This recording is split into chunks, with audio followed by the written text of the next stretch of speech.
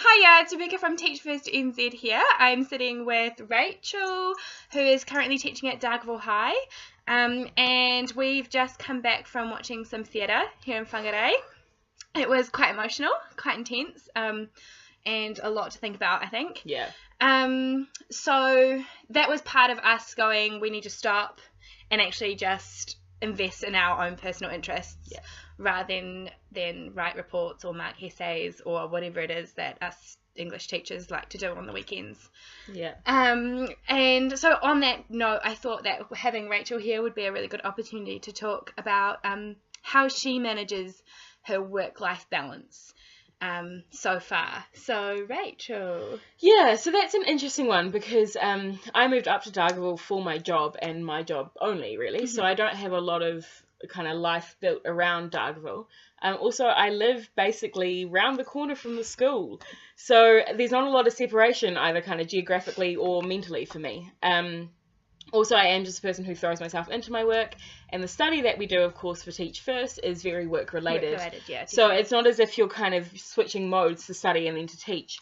So that's been a real challenge for me. I haven't been very good at building a life here. I've kind of been half living in Auckland to see family and friends, and spending my time there.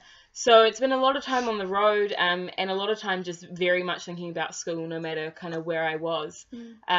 Also living alone and only really having friends who are teachers, means that you talk a lot about school, as we have done today even, despite the subject matter that was put in front of us at the theatre. We still talked about teaching. So that's been a real challenge for me, I think. Quite a unique one in that I live in a small town where I'm only there to teach and only seen as a teacher. So. Yeah, and definitely that, because like you said, that you live by yourself. Yeah. Whereas for me, I've got two flatmates who are not teachers. So for me, that helps me manage my work-life balance a little bit. Yeah, for sure.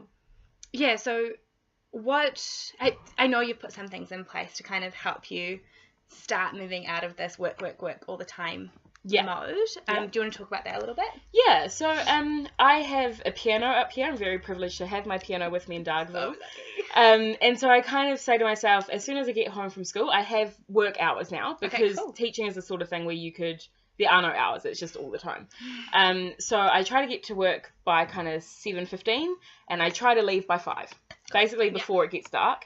And then when I get home, I have at least 2 hours of not teaching. I might do some marking later on at night, but I play the piano, I sort myself something to eat, I watch mindless TV, like truly mindless. But the piano also helps me empathize with my students, because I'm trying to learn new things all the time, and that's really hard. And then I think, actually, that's what my students are feeling every hour of every school day, is something new that they have to figure out. So that's been really good, but also hanging out with teacher friends, but not doing teachery things. Like not hanging out at school in the staff room, but, watching the rugby or whatever. And also living where I'm living a bit more. So not taking any time I have free time going to Auckland, but exploring the markets and things around here. It's a truly beautiful place to live, like insanely beautiful. So many short road trips you can take. So, and doing things like this, like seeing what's around. There's a lot of theatre, there's a lot of culture if you know where to find it, and making those connections. So, yeah, no, I'm getting there. I need to focus on a little bit more time in the staff room. And maybe trying to leave by 5 instead of pushing that out further now. But we're getting there. It's something that I think will improve with time.